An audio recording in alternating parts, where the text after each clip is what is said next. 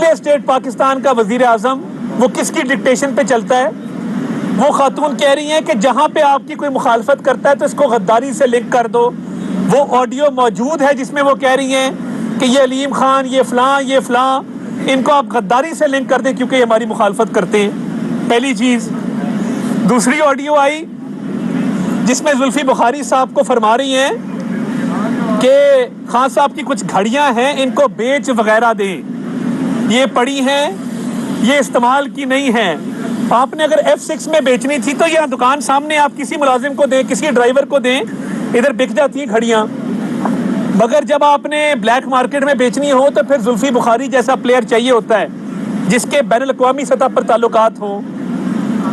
دوسری آڈیو آئی جس میں کہہ رہی ہیں گھڑیاں بیچ دیں، پھر کہہ رہی ہے میرے ساتھ ایک بچی ہوتی ہے فرح، آپ اندازہ کریں اگر وہ بچی ہے اور معصوم ہے تو پھر ہم تو پتہ نہیں کس درجے میں آتے ہوں گے کہ وہ اس کو بھی خراب کریں گے تو یہ آپ گھڑیاں بیچ دیں. یعنی ارسلان بیٹا غداری سے لنک کر دو، زلفی بخاری یہ گھڑیاں بیچ دو. پھر تیسری آڈیو آتی ہے جہاں پہ ملازمین کو ڈانٹ رہی ہیں کہ ان توشہ خانہ کے تحائف کی تصویر کیوں لی، ان کو کیوں کھولا، یہ گھر سے باہر جانے والے تحفوں کا تو سمجھ آتی ہے، اب گھر سے باہر تحفے کیوں جاتے تھے؟ یہ بیچتی تھیں کیونکہ ویلیو لگواتی تھی، پہلے یہ ویلیو لگواتی تھی، پھر یہ اس کو بکواتی تھی. اس لیے کہہ رہی ہیں کہ یہ جو تحفے ہیں ان کی تصویر مت کھینچو، یہ نظر میں نہیں آنے چاہیے، کیوں کھینچ رہے ہو؟ اب بات یہاں تک آ گئی ہے کہ بیانیہ گھڑا جا رہا ہے کہ عدلیہ کو انڈر پریشر کرو، عدلیہ پر وار کرو تاکہ ہمارے خلاف فیصلے نہ دے سکیں. اور کیا لکھا ہے کہ اسٹیبلشمنٹ کو انڈر پریشر کرو، گورنر راج لگانا ہے لگاؤ، اداروں کو انڈر پریشر کریں گے تو ہماری بچت ہوگی. یعنی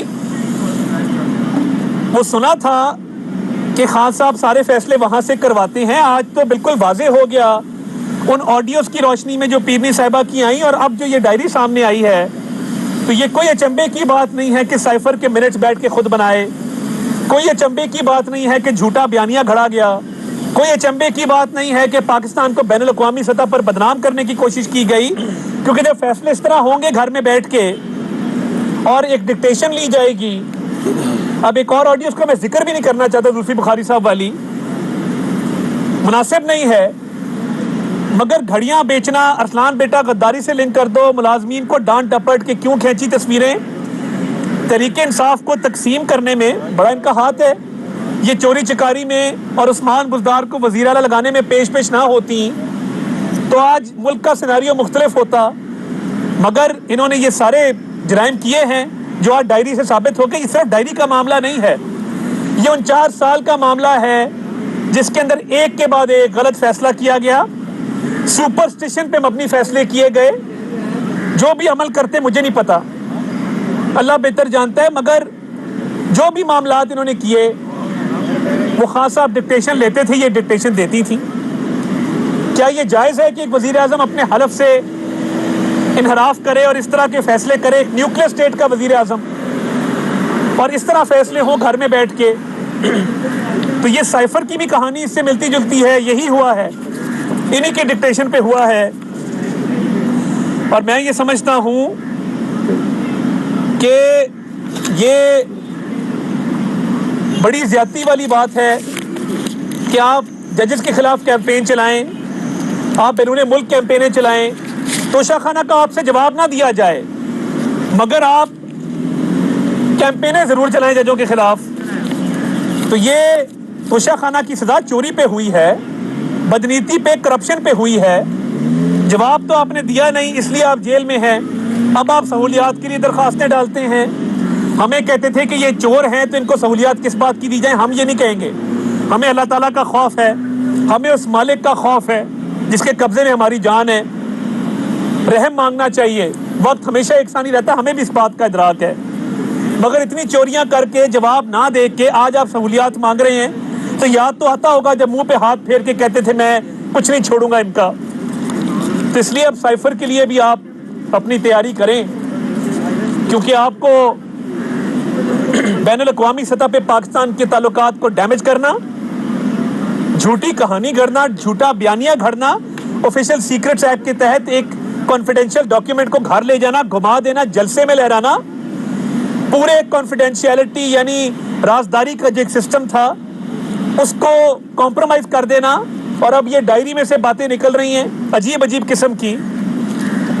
तो ये कौमी मुजरिम है जिन्होंने 4 साल खेल तमाशे किए और इस मुल्क को तबाही के दहाने पे खड़ा किया। अल्लाह का शुक्र है इस 1 साल में मुल्क को डिफॉल्ट से भी बचाया है और तमाम तर मसाइल को हल करने की कोशिश की है। आज इज्जत से खड़े हैं, एक पाई की करप्शन का इल्ज़ाम नहीं है, और इन लोगों ने जो 4 साल में किया आज ये भुगत रहे हैं और इंशाल्लाह मजीद भी भुगतेंगे। आपका बहुत शुक्रिया। तो सब सवाल ले रहे शिराज न्यूज़ टीवी से, आपने डायरी की बात की और तमाम तरह बातें आपने की, एक बात आपने मिस की है और वो बात ये है कि इक़्तिबास है कि खान साहब को कहा गया है कि आपने दूध जो है वो रात को पीना है, तो इसकी वजूहात क्या है, क्या मुहर्रिकात है इसके पीछे? देखिए, मैं सियासी मामलात पे तो कह सकता हूँ कि जजेस पे प्रेशर डाला गया, इस्टेब्लिशमेंट पे प्रेशर डाला गया, गद्दारी का बयानिया खड़ा गया, साइफर का बयानिया खड़ा गया, मगर ये जो खाने पीने का उनका आपस का मामला है मैं उस पर कमेंट ना ही करूँ तो बेहतर है। मगर ये पूरा मुल्क जानता है कि किस तरीके से डिक्टेशन दे के तो इस मुल्क की सियासत को आलूदा किया गया, गंदा किया गया, लोगों की पगड़ियाँ उछाली गई, इज्जतें उछाली गई। ये आज आप सबके सामने आ गया। ये बताएं कि आज का जो अल्लाह साहब जो आया है, सुप्रीम कोर्ट का जो फैसला आया है बड़ा क्लियर है, इससे कोई असर पड़ेगा? कोई असर नहीं पड़ेगा। मैं समझता हूँ कि अभी भी सेनेट मौजूद है, पार्लियामान की तौहीन की गई है, इस पार्लियामान की कानून साजी को ख़त्म करके कुलअदम करार दे के। हमने पहले कहा था हमने सेल्फ सर्विंग लेजिस्लेशन नहीं की, पर्सन स्पेसिफिक लेजिस्लेशन नहीं की। हमने क्या किया, इस कानून के तहत सिर्फ रिव्यू का राइट दिया था कि जिसका रिव्यू वहाँ से रिजेक्ट होता है उसको एक राइट मिल जाए कि वो असर नौ रिव्यू फाइल कर सके। मियाँ साहब का पनामा का रिव्यू पहले ही रिजेक्ट हो चुका था, ख्वाजा हारिस साहब ने फाइल किया था उस जमाने में, तो मियाँ साहब का केस के ज़ुमरे में आता नहीं है। मियाँ साहब का 5 साल की डिस्क्वालिफिकेशन की कानून साजी आ चुकी कि वो लाइफ टाइम नहीं होगी, 5 साल होगी, वो उनकी मुद्दत ख़त्म हो चुकी हुई है। जहांगीर तरीन साहब की भी ख़त्म हो गई हुई है। अब इस मुल्क में ज़िंदगी भर के लिए राहली नहीं है, 5 साल की मुद्दत मुकर्रर कर दी गई है, वो दूसरा कानून है। और एक प्रैक्टिस एंड प्रोसीजर्स एक्ट है जिसके तहत अपील का राइट दिया गया है, वो भी एक्सरसाइज हो सकता है। तो ये कानून ख़त्म करके पार्लियामान वेट किया गया कि पार्लियामान घर जाए तो साथ ही ये कानून साजी कर दी जाए। ये मुनासिब नहीं है, सेनेट मौजूद है, उस पर रद्द अमल आएगा इंशाल्लाह। मगर मैं ये समझता हूँ कि कानून साजी पार्लियामान का इस्तेकाक है, इख्तियार है, आइन के मुताबिक, जुडिशरी का नहीं है। ये फैसला गलत हुआ है। थैंक यू, बहुत शुक्रिया।